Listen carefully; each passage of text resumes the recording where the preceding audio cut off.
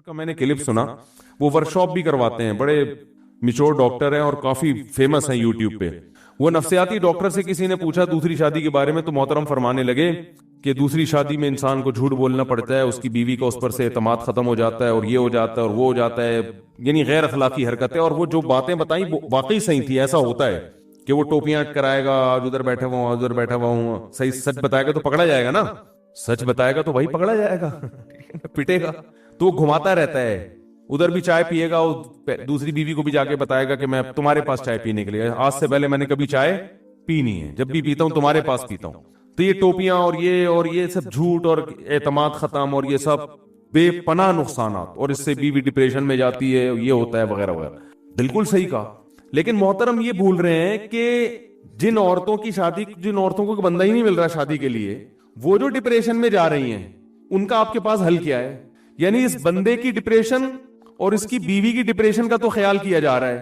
ان بیوہ طلاق یافتہ غریب لڑکیاں جو لاکھوں کی تعداد میں بیٹھی ہوئی ہیں, جن کو میاں نام کی کوئی چیز مل ہی نہیں رہی ہے, ان کی ڈپریشن پہ کوئی مقالہ نہیں ہے, کوئی تحقیق نہیں ہے, اور اس کا کوئی حل نہیں ہے. اس لیے کہتے ہیں کہ وحی کی تعلیمات کے بغیر جب انسان اپنی عقل سے سوچتا ہے نا, تو ٹھوکریں کھاتا ہے. عقل وہ ہے جو قرآن کے تابع ہو. پھر آپ کو عقل ایسا خاندانی گائیڈ کرے گی نا, ایسے خاندانی راستہ بتائے گی جس کو قرآن نے مثالیں دی ہیں. اگر صرف قرآن ہے, عقل نہیں ہے, تو بھی گمراہ ہوگا انسان. کیونکہ عقل تو قرآن تو ایک روشنی ہے نا, چلنا تو خود ہے اس میں. قرآن زبردستی دھکا دے کے تھوڑی چلائے گا آپ کو. قرآن دیکھو اللہ نے کیا پیاری مثال دی ہے قرآن میں. اللہ نور السماوات والارض, اللہ زمین آسمان کا نور ہے. کیا مطلب؟ جیسے نور سے روشنی ہوتی ہے نا, اندھیروں میں ہمیں نور سے راستے نظر آتے ہیں, ایسا ہی ہوتا ہے نا. ارے آپ ایک جنگل میں کھڑے ہوئے ہیں, گھپ اندھیرا ہے, منزل ملے گی آپ کو؟ پتا چلے گا کہاں کھائی ہے, کہاں پانی ہے, کہاں پل ہے, کہاں شیر ہے, کہاں چیتا ہے, کہاں راستہ ہے, کچھ بھی سمجھ نہیں آئے گا. تو ایسے میں آپ کو کیا چاہیے ہوتا ہے؟ نور, روشنی. روشنی آپ کو چلا نہیں دیتی, روشنی دکھا دیتی ہے. روشنی کیا کرتی ہے؟ دکھا دیتی ہے. بھائی یہ کھائیے, یہ شیر بیٹھا ہوا ہے, وہاں جناب بھیڑی ہیں, وہ آوازیں آئیں گی نا آپ کو, آپ عقل استعمال کرو گے, یار کی جو آوازیں آ رہی ہے اس کا مطلب اس سمت میں کیا ہے؟ بھیڑیے بیٹھے ہوئے. تو عقل استعمال کرتا ہے انسان اس روشنی کی موجودگی میں, اس سے فائدہ اٹھا کے جب عقل استعمال کرے گا تو صحیح سمت میں چلنا شروع. اگر روشنی نہیں ہے, ساری کھوپڑی ہے صرف آپ کے پاس, عقل کھوپڑی کو بھی کہتے ہیں نا, تو کھوپڑی ہے آپ کے پاس, روشنی نہیں ہے, تو خالی کھوپڑی سے راستہ نظر نہیں آئے گا, دھکے کھائے گا وہ. اور اگر روشنی تو ہے مگر کھوپڑی نہیں ہے آپ کے پاس, تھوڑی سی میں ایسے جلدی میں ایسی باتیں کر لیتا ہوں, کھوپڑی کہنا تو عقل ہی چاہیے, اس طرح کی لینگویج استعمال کرنا مناسب نہیں ہے. تو اصل میں جو کچھ الفاظ ہماری زبانوں پہ چڑھ گئے ہیں نا, اب کسی کو لوگ بتاؤ آپ میں عقل نہیں ہے تو اس کی سمجھ میں بات نہیں آتی, اب وہ بولا آپ کی کھوپڑی ہے ہی نہیں, ٹھیک ہے نا, وہ فوراً سمجھ جاتا ہے. تو یہ الفاظ میری زبان پہ لوگوں سے بات کر کے چڑھ گئے ہیں زبان پہ. تو اب مہذب لیکچر تو اس طرح نہیں ہوتے, وہ تو یہی ہوتے ہیں آپ کے عقل شریف, ٹھیک ہے نا, اور اس طرح کی چیزیں انگلش تھوڑا سا لگا کے وہ چلا دیتے ہیں بات کو. ہم بالکل دیسی زبان استعمال کرتے ہیں. تو روشنی ہے, کھوپڑی نہیں ہے, تو بھی فائدہ نہیں ہے, اس لیے کہ روشنی میں آپ کو سب کچھ نظر آئے گا مگر آپ جج نہیں کر سکتے. جدھر شیروں کی آواز آ رہی ہے آپ اس طرف چلنا شروع ہو گئے, لوگ کہیں گے عقل استعمال کر, اللہ کے بندے ادھر سے دھاڑنے کی آواز آ رہی ہے, مرے گا وہاں پہ. آپ کہہ رہے نہیں, چونکہ روشنی موجود ہے تو اب مجھے عقل استعمال کرنے کی ضرورت نہیں ہے, تو یہ بات درست ہوگی. اور اگر اندھیرے ہیں, خالی عقل سے ہی فیصلہ کر رہا ہے کہ راستہ کدھر ہے, بھائی راستہ تو آنکھ سے نظر آتا ہے, اور آنکھ روشنی کے بغیر نہیں دیکھتی, اس کے بعد گیس کرنا پڑتا ہے کہ کون سا راستہ صحیح ہے کون سا غلط ہے. تو قرآن نے ایسی خاندانی مثال دی ہے, قرآن نے روشنی کی اہمیت کو بھی بیان کیا اور عقل کی اہمیت کو بھی. جو ملحد لوگ ہیں, مذہب کو اسلام کو نہیں مانتے, وہ عقل ہی کو ویلیو دیتے ہیں, روشنی کی ان کی نظر میں کوئی قدر نہیں ہے. اور جو مذہبی لوگ ہیں مگر صحیح مذہب کو فالو نہیں کرتے, وہ صرف روشنی کی بات کرتے, کھوپڑی استعمال نہیں کرتے وہ. تو قرآن نے بار بار کہا ان فی ذلک لآیات لأولی الالباب, اس میں عقل مندوں کے لیے نشانیاں ہیں. بتایا کہ عبرت حاصل ہوگی, صحیح راستہ نظر آئے گا صرف کن لوگوں کو؟ جو عقل استعمال کرتے ہیں, بغیر عقل کے راستہ نظر نہیں آئے گا. اور روشنی کی ویلیو کو بھی قرآن نے بیان کیا. کہ روشنی جو ان کو ملے گی وہ کہاں سے ملے گی؟ اللہ کی طرف سے. اللہ کیسے روشنی دیتے ہیں؟ قرآن کے ذریعے، پیغمبروں کے ذریعے. گمراہی کے اندھیروں میں آپ کھڑے ہوئے ہو اور قرآن اور سنت کے ذریعے آپ کو اس میں روشنی مل رہی ہے. گمراہی کو اندھیروں سے تعبیر کیا ہے اور اللہ اپنے کلام کو کس سے تعبیر کرتا ہے؟ روشنی سے. تبھی قرآن نے کہا اللہ نور السماوات والارض. یہ مثال بڑی خاندانی ہے، میں کئی بیانات میں دے چکا ہوں، اگرچہ ٹاپک نہیں ہے مگر میں تھوڑا سا جلدی سے اس مثال کو بیان لازمی کروں گا. مثال ہے بڑی زبردست. اللہ نے فرمایا اللہ کی مثال جو ہے نا، اللہ آسمانوں اور زمین کا نور ہے. نور کا مطلب روشنی دینے والا ہے. اس مجازن اس کو اس لحاظ سے نور کہا گیا ہے. کیسے روشنی دیتا ہے؟ مثل نورہ کمشکات فیہا مصباح. اس کے نور کی مثال اس چراغ کی ہے جو طاقچے میں رکھا ہوا ہو. دیکھیں جس زمانے میں یہ مثال نازل ہو رہی ہے نا، اس زمانے میں یہ سرچ لائٹیں، بلب، ٹیوب لائٹیں یہ نہیں تھیں. اس زمانے میں آپ اگر اندھیروں میں ہو تو آپ کو روشنی کے لیے یا تو موم بتی چاہیے، یا چراغ چاہیے، یا جگنو چاہیے. یہی ہوتا ہے نا. تو چراغ اس وقت سب سے بہترین ذریعہ تھا روشنی حاصل کرنے کا. تو اللہ فرماتے ہیں جیسے اندھیروں میں کوئی کھڑا ہوا ہو اور اسے چراغ مل جائے تو کتنا خوش ہوگا وہ.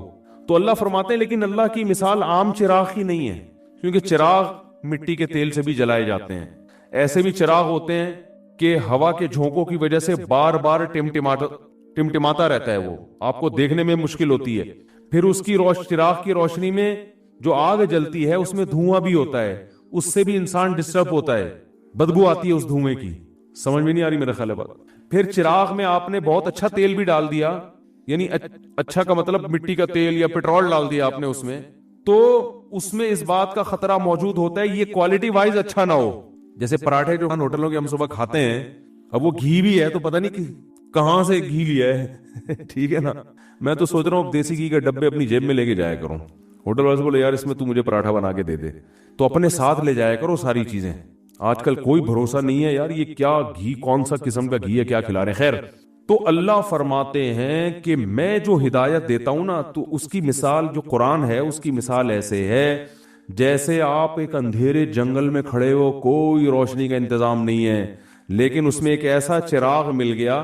تو مثل نورہ کمشکات. اللہ فرماتے ہیں میرے نور کی مثال ایک طاقچے کی طرح ہے. کیونکہ جب دیوار میں طاقچے ہوتے ہیں نا، اس میں جو چراغ ہوتا ہے وہ ہوا سے بچتا ہے، وہ چاروں طرف سے ہوا کے جھونکے اسے بجھاتے نہیں ہیں، اس کی روشنی کو کم نہیں کرتے، بار بار ڈم نہیں کرتے. تو ایک محفوظ جگہ پہ ہے. فیہا مصباح، جس میں چراغ رکھا ہوا ہے. المصباح فی زجاجہ، اور وہ چراغ بھی ایک خوبصورت شیشے کے برتن میں ہے، کیونکہ جو آئینہ ہے نا شیشہ، وہ اور روشنی کو ریفلیکٹ کرتا ہے اور پھیلاتا ہے، وہ روشنی کو چمکاتا ہے. اور الزجاجۃ کأنہا کوکب دری، جس شیشے میں وہ چراغ رکھا ہوا ہے ایسا خاندانی شیشہ ہے جیسے چمکتا ہوا موتی. جو ہیرا ہے نا، ہیرا، اس میں کیسی لائٹیں نکلتی ہیں، یعنی دیکھنے میں بڑا خوبصورت اٹریکٹیو ہوتا ہے. ہر چراغ اس قابل نہیں ہوتا کہ انسان کا دل اس کی طرف مائل ہو. اور فرمایا کہ یوقد من شجرۃ مبارکۃ، اسے جلایا جاتا ہے ایک ایسے درخت سے جو برکت والا درخت ہے، اس میں اپنی فائدے ہیں. اس برکت والے درخت کا نام ہے زیتونۃ، زیتون کا درخت ہے.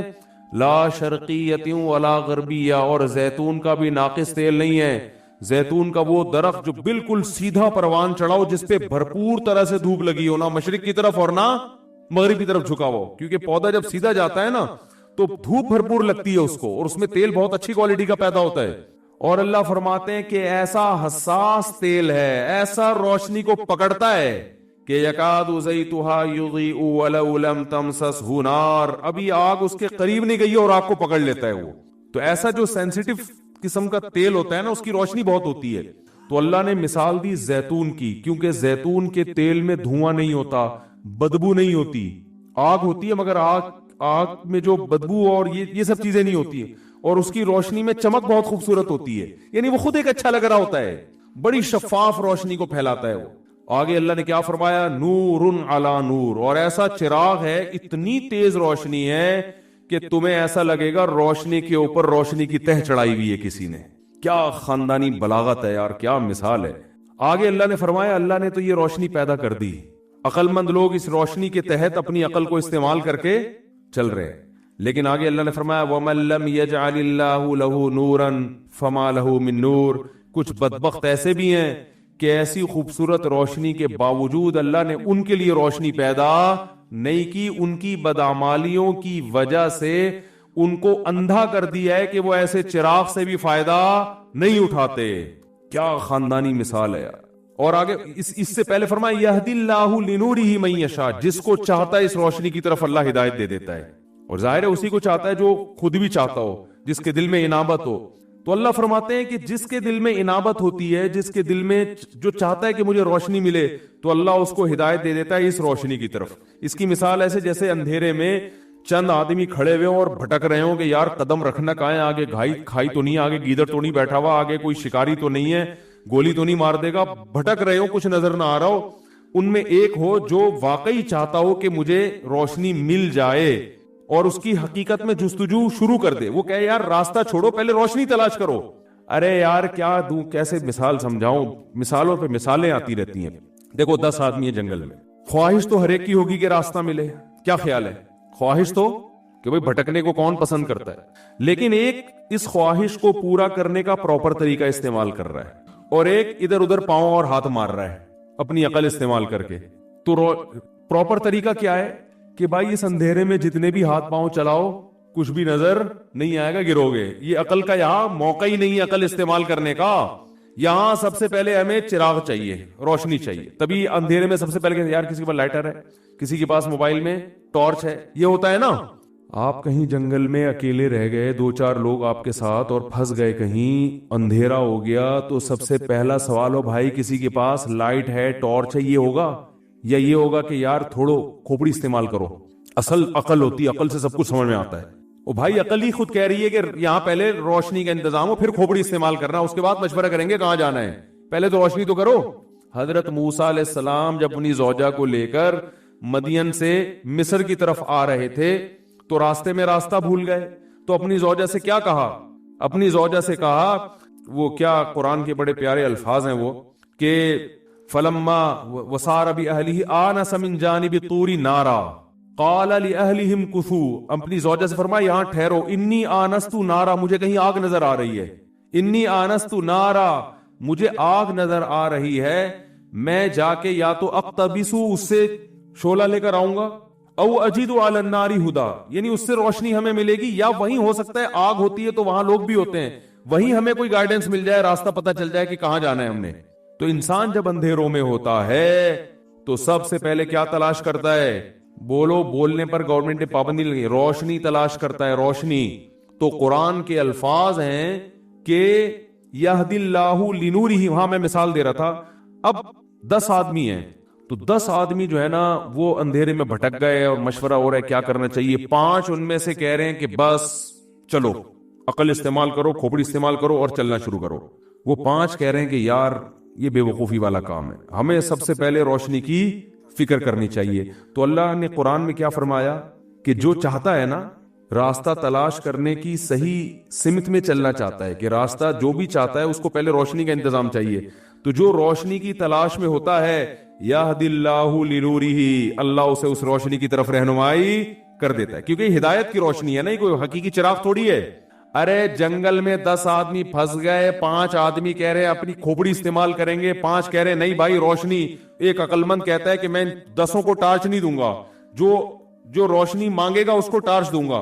تو عقل مندی کا تقاضا یہی ہے نا کہ یار جو روشنی مانگ رہا ہے اس کو دے دو. ٹارچ ٹوٹل 5 ہیں, 10 ہیں نہیں, تو بھائی جو ٹارچ مانگ رہا ہے اس کو ٹارچ دے دو, جو نہیں مانگ رہا اس کو ایسے ہی رہنے دو. بات آ رہی ہے سمجھ میں کہ نہیں آ رہی ہے؟ تو اللہ نے بھی محدود لوگوں کو جنت میں لے کے جانا ہے. دنیا میں تو سب کو ملے گا, جنت محدود, جہنم میں بھی کچھ جائیں گے, کچھ کہاں جائیں گے, جنت میں بھی. تو سب کو ہدایت ملے گی نہیں. تو اللہ کا اصول ہے کہ جو گمراہی کے اندھیروں میں ہو, تو جو اس میں روشنی مانگے گا اور چاہے گا کہ مجھے روشنی ملے, اللہ اس کو اس چراغ کی طرف جس کو قرآن کہا جاتا ہے, جس کو اللہ کا کلام کہا جاتا ہے, اس کی طرف اللہ اس کو اس کی رہنمائی کرے گا. جیسے آپ ٹارچ خود تو تقسیم نہیں کر رہے, لیکن آپ نے دیکھا 5 آدمی چاہ رہے ہیں کہ مجھے روشنی ملے, تو آپ بتا دیں یار چھپڑ میں وہاں نیچے رکھی ہوئی ہے, روشنی کا انتظام ہے, آپ اس کو گائیڈ کریں گے. تو جو غیر مسلم چاہتا ہے کہ مجھے ان راستوں میں صحیح روشنی ملے, گائیڈنس ملے, جو چاہتا ہے, تو اللہ فرماتے ہیں ہم اس کے دل میں قرآن کی صداقت ڈال دیتے ہیں, قرآن کی طرف لے آتے ہیں ہم اس کو. جو نہیں چاہتا وہ کہتے نہیں عقل ہی فیصلہ کرے گی, تو اللہ اسے اندھیروں میں چھوڑ دیتے ہیں. تو وَمَن لَّمْ فرمایا یہدی اللہ لنورہ من یشاء, اللہ اس نور کی طرف جس کی چاہتا ہے رہنمائی, جس کو چاہتا ہے رہنمائی کر دیتا ہے. وَمَن لَّمْ يَجْعَلِ اللَّهُ لَهُ نُورًا, اور جس کو اللہ روشنی کی ہدایت کی روشنی نہ دے, فَمَا لَهُ مِن نور, اسے کہیں سے بھی روشنی نہیں مل سکتی. کیا زبردست آیت ہے خدا کی قسم. ایسے ایسے اعتراضات اور اشکالات رفع کر رہی ہے نا یہ, کہ اگر یہ ایک آیت سمجھ میں آ جائے آپ کو اسلام سمجھ میں آ جائے گا, اور آپ کو پتا چلے گا کہ اسلام انسانیت کے لیے کتنی بڑی نعمت اور کتنی بڑی رحمت ہے. اس کے بغیر آپ اندھیروں میں ہیں. تو اللہ فرماتے ہیں وَمَن لَّمْ يَجْعَلِ اللَّهُ لَهُ نُورًا. مجھے بھی یہ آیتوں کا مطلب نا, اب جب میں ملحدین سے ملتا ہوں, ان کی تقریریں سنتا ہوں, لبرل لوگوں سے ملتا ہوں, میں اگر قسم اٹھا کے بولوں نا کہ ان کی تفسیروں کا مطلب مجھے اب سمجھ میں آیا ہے. جب پڑھا تھا اس وقت مجھے بھی سمجھ میں نہیں آیا تھا. جب ہم مدرسے میں بچے تھے نا, پڑھتے تھے, یہ آیتوں کی تفسیر مجھے کم از کم مجھے سمجھ میں نہیں آتی تھی پوری طور پر. وجہ اس کی کہ بعض چیزیں سمجھنے کے لیے اسی ماحول میں جانا پڑتا ہے جس ماحول میں آیتیں نازل ہو رہی ہیں. اس ماحول میں جائیں گے تو ان کا مفہوم سمجھ میں آئے گا. اس ماحول سے ہٹ کے پڑھیں گے مدرسوں میں بیٹھ کے, وہ نہیں سمجھ میں آئے گی یہ کیا کہہ رہا ہے قرآن. ایسا لگے یار جس کو اللہ چاہتا ہے ہدایت دیتا ہے, جس کو اللہ چاہتا ہے نہیں دیتا. اب یہ آیتوں کا مطلب سمجھ میں آ رہا ہے. وَمَن لَّمْ يَجْعَلِ اللَّهُ لَهُ نُورًا, جس کو اللہ روشنی نہ دے, فَمَا لَهُ مِن نور, اسے کہیں اور سے چراغ نہیں مل سکتا کہ وہ اس کی روشنی میں سفر کرنا شروع کر دے. اس میں اقوام متحدہ پر بھی رد ہے, ٹھیک ہے نا. بعض لوگ سمجھتے ہیں یونائٹڈ نیشن ہمیں صحیح گائیڈ کرے گی, انسان کو انسانیت کا راستہ یونائٹڈ نیشن دکھائے گی. بعض کہتے ہیں امریکہ والے دکھائیں گے, بعض کہتے ہیں جاپان کے سائنسدان ایک نمبر ہوتے ہیں, ان سے پوچھو لائف کیسے گزارنی ہے. بعض کہتے ہیں یار برٹش نے بڑی ترقی کی ہے, برطانیہ نے, گوروں سے پوچھو لائف کیسے گزارنی ہے, صحیح کیا ہے غلط کیا ہے. اللہ فرماتے ہیں یہ ہدایت کا راستہ صرف اللہ کے ہاتھ میں ہے. جس کو اللہ نے گائیڈ نہ کیا ہو اس کے پاس من نور کے اندر تنوین بھی تاکید کے لیے, اس کا مطلب ذرا بھی روشنی نہیں ہے اس کے پاس, اور من بھی تاکید کے لیے, اس کا مطلب چراغ تو دور کی بات ہے, ایک جو چھوٹی سی روشنی جگنو کی روشنی ہوتی ہے نا وہ بھی ان کے پاس نہیں ہے. اور تم ان سے پورے سرچنگ لائٹیں مانگ رہے ہو ان سے, صحیح ہے نا. تم ان سے وہ لائٹیں مانگ رہے ہو جو اسٹیڈیم میں لگی ہوتی ہیں رات کے وقت. تم یہ توقع کر کے بیٹھے ہو ہم ان کو فالو کریں گے, ان کے پاس صحیح ہدایت کا راستہ ہے, یہ ہمیں بتائیں گے کہ صحیح کیا ہے اور غلط کیا ہے. تو تم ان سے اتنی توقعات لگا رہے ہو. اللہ فرماتے ہیں ان کے پاس تو ماچس کی تیلی نہیں ہے, اندھیرے میں جلا کے تمہیں دکھاتے ہیں کیا یہ. کاش یہ باتیں سمجھ میں آ جائیں. ان کے پاس جو ہے وہ دنیا ہے, وہ موبائل اچھا بنا لیتے ہیں, لاؤڈ اسپیکر اچھا بنا لیتے ہیں, اور چاند پہ چلے جاتے ہیں, خلائی سیارے. انسان کو انسان بنانے کا راستہ ان کے پاس نہیں ہے. اگر کچھ ہے وہ بھی تم سے لیا انہوں نے, وہ بھی پیغمبروں کی تعلیمات ہیں ان کے پاس, جو پرانی تعلیمات مسخ ہو کے کچھ اس کے آثار باقی بچے ہوئے ہیں. میں سمجھا پا رہا ہوں اپنی بات کی نہیں سمجھ میں آ رہی؟ تو اللہ فرماتے ہیں وَمَن لَّمْ يَجْعَلِ اللَّهُ لَهُ نُورًا, جس کے لیے اللہ روشنی پیدا نہ کرے, فَمَا لَهُ النور ہوتا تو اس کا مطلب ہوتا اس کے لیے روشنی نہیں ہے. فَمَا لَهُ نُورٌ ہوتا اس کا مطلب اس کے لیے سرے سے کوئی روشنی ہے ہی نہیں. فَمَا لَهُ مِن نُورٍ کا مطلب ہے سرے سے کوئی روشنی کا تصور ہی ممکن نہیں ہے. اتنی سی بھی روشنی نہیں ہے جو جگنو کے پاس ہوتی ہے. تھوڑا بہت راستہ جگنو بھی دکھا دیتا ہے, ماچس کی تیلی جلا کے بھی تھوڑا سا سمجھ میں آ جاتا ہے یار ادھر ٹرن کرنا ادھر ٹرن نہیں کرنا. اللہ فرماتے ہیں ان کے پاس یہ بھی نہیں ہے, اور ہم امیدیں لگا کے بیٹھے ہیں کہ گورا ہمیں بتائے گا کہ شادی ہم نے کس عمر میں کرنی ہے, بچے کتنے پیدا کرنے ہیں, اور زندگی کا مقصد کیا ہے, اور ہومو سیکس کو جیسے انہوں نے حلال کر دیا, لوگ اس پہ بھی انہی کے حوالے دیتے ہیں نا کہ اس میں برائی کیا ہے, اور خاندانی نظام کی ایسی کی, بولو بھائی, ایسی کی تیسی کر دی. بس جو چند چیزیں اخلاقیات ان کے ہاں ہیں اسی کو سب کچھ سمجھا جاتا ہے. اس لیے کہ وہ سمجھتے ہیں تھینک یو سے بات کرنے کو وہ اچھا سمجھتے ہیں, تو ہم کہتے ہیں یار تھینک یو سے بات کرنا بہت ثواب ہے, کیونکہ گورا تھینک یو سے بات شروع کرتا ہے, تھینک یو پہ ختم کرتا ہے. تو ٹھیک ہے, یہ اچھی بات ہے, مسکرا کے بات کرنی چاہیے. تھینک یو شروع میں جتنے مرضی لگائیں, ہر تھینک یو پہ 10 نیکیاں ملیں گی آپ کو انشاءاللہ. نبی نے فرمایا کسی سے مسکرا کے بات کرنا کیا ہے, صدقہ ہے. تو مسکرانے میں تھینک یو بھی داخل ہے نا. مسکرانے کا مقصد تو تھینک یو کہنے سے حاصل ہو جاتا ہے, کائنڈلی کہنے سے حاصل ہو جاتا ہے. کائنڈلی آپ ذرا یہاں بیٹھ جائیں, ہمارے آئے گا دھکا دے گا وہ ادھر, تیرے کو پتہ نہیں کس کی جگہ یہ, وہ آئے گا تھوڑا کائنڈلی آپ. یہ تو اچھے اخلاق پر تو یہ تو قرآن بھی اپریشیٹ کرتا ہے اس کو. تو ہدایت میں تو سب سے پہلے یہ ہے کہ آپ نے جانا کہاں ہے. جب آپ جنگل میں کھڑے ہوتے ہو نا تو آپ کو روشنی چاہیے ہوتی ہے، اس لیے نہیں کہ یہ بتائے کہ آپ نے جانا کہاں ہے، یہ تو پہلے سے پتا ہوتا ہے جانا کہاں ہے. روشنی آپ کو راستہ دکھا دے گی کہ آپ نے جہاں جانا ہے اس کے لیے آپ کو اس سمت میں چلنا پڑے گا. لیکن جس کو جنگل میں یہی نہ پتا ہوگا جانا کہاں ہے، وہ کتنے اندھیروں میں ہوگا.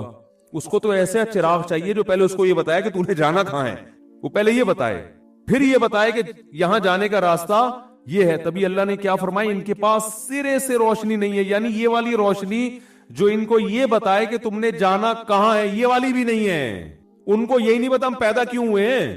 بہت مشکل ہے میرے بھائی بات سمجھا. دیکھو انسان کا جو لائف، یہ تو ساری دنیا مانتی ہے کہ دنیا مسافر خانہ ہے. بس یہ بات کر کے بیان ختم کر رہا ہوں. ساری دنیا کو پتا ہے دنیا کیا ہے، یہ ٹریولنگ ہے ہماری، سفر کر رہے ہیں. مجھے ایک بات بتاؤ، جب بھی انسان سفر کرتا ہے تو منزل کا تعین پہلے ہوتا ہے نا. اس کو سوچ کے انسان ایک شیڈول بناتا ہے کہ آپ نے جانا ہے پشاور، پھر آپ کہیں گے یار جہاز میں جاؤں، بس میں جاؤں، ٹرین میں جاؤں. ٹرین میں جانا ہے تو راستے میں کتنا کھانا رکھنا ہے، رکھنا بھی ہے کہ نہیں رکھنا، کہاں کہاں اسٹیشن پہ گاڑی رکے گی. یہ سب چیزیں پہلے آپ کو پتا تو ہوگا. آپ گھر سے نکل گئے، اب آپ سوراب بورڈ پہ جا کے پوچھ رہے ہیں کون سی بس جائے گی، کس بس میں بیٹھوں. اگلا پوچھے گا آپ نے جانا کہاں ہے، کہہ رہے یہ چھوڑو، بس مجھے بتاؤ کس بس میں بیٹھوں. تو وہ کہے گا بھائی اگر بس ہی کو انجوائے کرنا ہے نا، آپ نے خود بس کے جھولے ہی مقصود ہیں، تو ایئر کنڈیشن بس میں بیٹھ جاؤ آپ. تو چونکہ آپ کا مقصد ہی بس کے سفر کو انجوائے کرنا ہے، تو پھر آپ کو اس سے بحث کی کہ کوئٹہ جا رہی ہے یا پشاور والے کراچی آ رہے ہیں. ان دنوں میں جب کراچی کے حالات کیا چل رہے تھے، خراب. تو بس ہی اگر مقصود بنا لو گے تو پھر تو میرے بھائی پھر ایک الگ چیز ہے. تو گورے نے بس کو مقصود بنایا ہوا ہے. یعنی وہ کہتے ہیں کہ اس بس میں سفر کرو جس کی سیٹیں اچھی ہوں اور ایئر کنڈیشن بس ہو. جا کہاں رہی ہے آپ کی زندگی، جا کس سمت میں رہی ہے، چھوڑو یار وہ تو مر جاؤ گے، ختم ہو جائے گا سب کچھ. سمت میں کیا ہوتا ہے. تو لہذا وہ کہتے ہیں پیسہ، جیسے سفر میں انسان کو سہولتیں چاہیے نا. ارے ٹرین میں آپ چڑھ کے بیٹھ گئے، پتہ ہی نہیں جا کہاں رہی ہے. وہ آپ نے کہا چھوڑو جا کہاں رہی ہے. وہ آپ نے ٹکٹ چیکر پوچھ رہا ہے بھائی تجھے کہاں کا ٹکٹ لا کے دوں میں، تو نے تو ٹکٹ نہیں لیا، بتا دے میں تیرے لیے ارینج کر دیتا ہوں. تو جانا کہاں ہے، کہ چھوڑ یار جانا کہاں ہے، تو یہ بتا لسی ٹائم پہ ملے گی، چائے ٹائم پہ ملے گی، اے سی چل رہا ہے ٹرین کا. تو وہ کہے گا اس کا مقصد، تمہارا مقصد ہی سفر ہے، تم سفر ہی کو انجوائے کر رہے ہو، تو پھر جس میں بھی جاؤ جا کے بیٹھ جاؤ. یہی ہوگا کہ نہیں ہوگا. تو پھر ایسے انسان کا کوئی نہ کوئی ویژن ہوتا ہے. اس انسان کا ویژن ہے انجوائے کرنا لائف کو، سفر کو انجوائے کرنا. سمجھ میں آ رہی ہے بات. پھر یہ ویژنری لوگ نہیں ہوتے. تو انگریز کہاں سے ویژنری ہو گیا میرے بھائی، کہاں سے ویژنری ہو گیا؟ جو اسی سفر کو سب کچھ سمجھتا ہے اس کا تو کوئی ویژن ہی نہیں ہے. جن چیزوں کو وہ ویژن بنا رہے وہ ویژن بنانے کے قابل نہیں ہے. سفر کبھی بھی خود مقصود نہیں ہوتا. اگر سفر میں آپ چیزوں کو مقصود بنا لو تو آپ سے بڑا بے وقوف دنیا میں کوئی نہیں ہے. آپ ٹرین میں سے سفر کر رہے ہو کہ سیٹیں بہت اچھی ہیں، مزہ آ رہا ہے، جھولے مل رہے ہیں مجھے، تو بچے تو یہ کام کرتے ہوئے اچھے لگتے ہیں. اور کبھی زندگی میں نہ کیا ہو تو بھی اچھا لگتا ہے کہ چلو یار ایک دفعہ ٹرین کا چکر بھی لگا لیتے ہیں، کہیں بھی جا رہی ہے بیٹھ جاؤ. جیسے وہ آئے گا بھائی، آئے گا کوئی نہ کوئی تو آئے گا. سنا ہے آپ نے، ہم بچپن میں اللہ معاف فرمائے ڈرامے دیکھا کرتے تھے، اس وقت بڑے سیدھے سیدھے ڈرامے آتے تھے. تو الیکشن کے دنوں میں ایک ڈرامہ آ رہا تھا. اکثر تو لوگ کہتے ہیں نا آئے گا بھائی آئے گا، اعظم خان آئے گا، جو بھی سیاسی لیڈر ہوتا ہے ان کے نعرے لگا رہے ہوتے ہیں نا، آئے گا بھائی آئے گا، فلانا آئے گا. تو دیکھا کچھ لوگ نعرے لگا رہے ہیں آئے گا بھائی آئے گا، کوئی نہ کوئی تو آئے گا. تو ان سے پوچھا کہ یار یہ کیا؟ انہوں نے کہا یار ہماری کوئی سیاسی تنظیم نہیں ہے. دوسرا، اگر ہم جس کا نعرہ لگا رہے ہیں وہ آئے گا اور وہ نہیں آیا تو بعد میں کیا ہوگی؟ بے عزتی ہوگی. تو ہم نعرہ ایسا لگا رہے ہیں کہ کوئی بھی آئے تو ہم ہی جیتے ہوئے. ہم نے کہا تھا آئے گا بھائی آئے گا، کوئی نہ کوئی تو آئے گا. تو گورا کا لائف یہی ہے کہ جائیں گے بھائی جائیں گے، کہیں نہ کہیں تو جائیں گے. کہاں جائیں گے چھوڑو، یا کیا کرنا ہے، جائیں گے بھائی جائیں گے بھائی جائیں گے، کہیں نہ کہیں تو جائیں گے. جس کا کوئی ویژن نہیں ہوتا میرے بھائی، وہ سفر کو جب مقصود بناتا ہے تو جو چیزیں غیر مقصود تھیں ان کو وہ کیا بناتا ہے؟ مقصود. جو ضرورت تھی اس کو مقصد بنا لیتا ہے. سفر میں سیٹ آپ کی ضرورت ہے، آپ کا ہدف نہیں ہے. سفر میں پنکھا چل رہا ہو یہ آپ کی ضرورت ہے، آپ کا ہدف نہیں ہے. اخلاق سے آپ سے ایئر ہوسٹس بات کرے یہ آپ کی ضرورت ہے، یہ آپ کا ہدف نہیں ہے. اب آپ کسی کو پی آئی اے میں اس لیے سفر کر رہے ہو، نہیں پی آئی اے کی مثال نہیں بنے گی یہاں پہ. آپ اتحاد ایئر لائن میں اس لیے سفر کر رہے ہو کہ ایئر ہوسٹس کے اخلاق بہت اچھے ہیں. اب وہ دبئی جا رہی ہے بھائی تو نے جانا کہاں ہے؟ تو نے لاہور جانا ہے، تو اخلاق کی وجہ سے اس میں چڑھ گیا. اس سے بہتر تھا WI میں بیٹھ جاتا، جہاں اخلاق کے علاوہ سب کچھ ملے گا، لیکن جہاں جا رہا ہے وہاں تجھے اتار دیتی ہو. تو یہ بہت بڑی حقیقت ہے جو قرآن سمجھاتا ہے، پیغمبر سمجھاتے ہیں. دیکھو انگریز کتنی ترقی کر لے، لوگ بہت مرتے ہیں یار، اتنا کچھ کر لیا، مرے گا تو نہ، جائے گا تو مٹی میں. وہ سائنٹسٹ جس نے چاند پہ قدم رکھا، نیل آرم اسٹرانگ، وہ بھی کہاں ہے آج کل؟ تو اس حقیقت سے کیوں آنکھیں چراتے ہو بھائی؟ اس دنیا کا انجام بھی مٹی، انسان ترقی جتنی بھی کر لے انجام مٹی ہے. تو یہ تو خدا پہ بہت بڑا الزام ہے کہ اتنا کچھ کر رہا ہے انسان، اس کا رزلٹ زیرو آ رہا ہے. یہ تو خدا پہ الزام ہے کہ پیدا کر کے بھائی ایسے ہی چھوڑ دیا جاؤ، مر مر کے مٹی ہو کے ختم ہو جاؤ، کوئی مقصد ہی نہیں ہے. تو اللہ کہتے ہیں یہ تو میرے اوپر الزام لگا رہے ہو تم لوگ کہ میں نے تمہیں کسی خاص ہدف کے لیے پیدا ہی نہیں کیا، بس پیدا کر کے چھوڑ دیا، لائف کو انجوائے کرو، مزے اڑاؤ، مر جاؤ، ختم. انسان میں جانوروں میں فرق ہے بھائی، جانور انسان کے لیے پیدا ہوئے ہیں، انسان کو کوئی بڑا ہدف دیا گیا ہے جو گورے کے پاس نہیں ہے. جب نہیں ہے تو وہ لائف اسٹائل، لائف گزارنی کہاں ہے، کس سمت میں چلنا ہے، یہ اس کے پاس وہ تعین کر ہی نہیں سکتا ہے. ہم چاند پہ پہنچنے کے خلاف نہیں ہے، ہم اس تسخیر کائنات کے خلاف نہیں ہے، لیکن تسخیر کائنات کا بھی ایک ہدف ہونا چاہیے، اس کا بھی ایک مقصد ہونا چاہیے. وہ الگ بات ہے مسلمان تو نہ وہ ادھر کا رہا نہ ادھر کا رہا، وہ کسی مقصد میں بھی نہیں ہے. لیکن قرآن تو بہرحال گائیڈ کر رہا ہے نا آپ کو، قرآن تو آپ کی آنکھیں کھول رہا ہے کہ یہ جو عقل پرستی ہے یہ کافی نہیں ہے تمہارے لیے. تو جب اس کے پاس، بیچارے کے پاس ہدف ہی نہیں ہے، اور یہ گوروں نے خود اعتراف کیا ہے کہ آپ جب بھی زندگی کا ویژن بناتے ہیں، جب بھی آپ اپنی کوئی پلاننگ کرتے ہیں نا کہ میں نے لائف کیسے گزارنی ہے، تو ہمیشہ اس ہدف کو سامنے رکھ کے پلاننگ کی جاتی ہے. دیکھو ایک آدمی M B B S doctor بن رہا ہے، ایک لڑکا، تو اپنے دن بھر کے ٹائم کو اسی حساب سے مینج کرے گا نا کہ میرا ہدف کیا ہے، ڈاکٹر بننا ہے. اب وہ ٹائم بننا ڈاکٹر ہے، وہ روزانہ پلمبر کے پاس جا کے بیٹھتا ہے 2 گھنٹے. تو لوگ کہیں گے تو پہلے یہ طے تو کر تو نے ڈاکٹر بننا ہے یا پلمبر بننا ہے. کہیں گے نا ڈاکٹر بننا ہے تو آپ کی ساری ایکٹیویٹیز پھر اسی حساب سے ہونا شروع ہو جائیں گی، اس میں کھانا بھی آئے گا، پینا بھی آئے گا، وہ ضرورت ہے آپ کی. بھئی آپ پلمبر بنو یا ڈاکٹر بنو، کھانا پراٹھے تو سب کھائیں گے اس میں.